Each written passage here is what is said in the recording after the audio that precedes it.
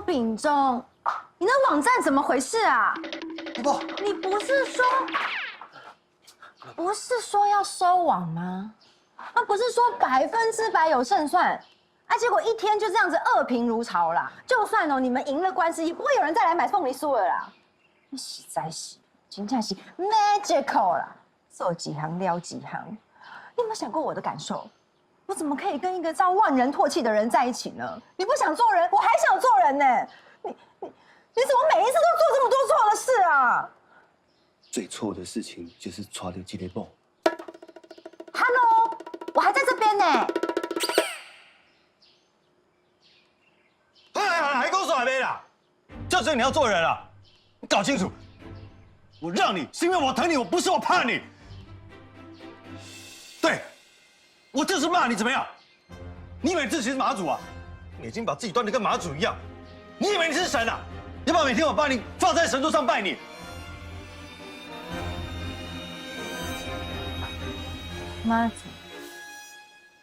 妈祖要离婚。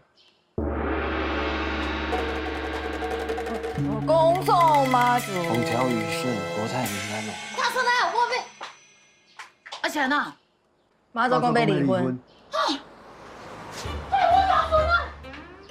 啊，这不是好代志。家孙，春天酒店啦。下酒店，家孙，家孙，哦，这段时间你辛苦啊啦吼，照顾两个囡仔。那是我的囡仔，我当然嘛爱照顾啊。对啦，你就爱你两个婴仔，我知啦。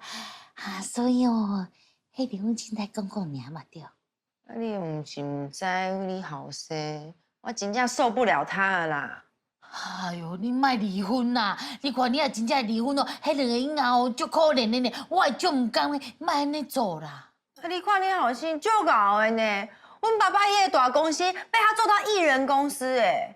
那奇怪，外面的世界征服不了，也不能征服自己的弟妹啊。你给我一次机会啦！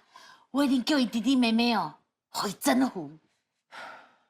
不愧是同一家人，都对不到我的频率。你频率几号啦？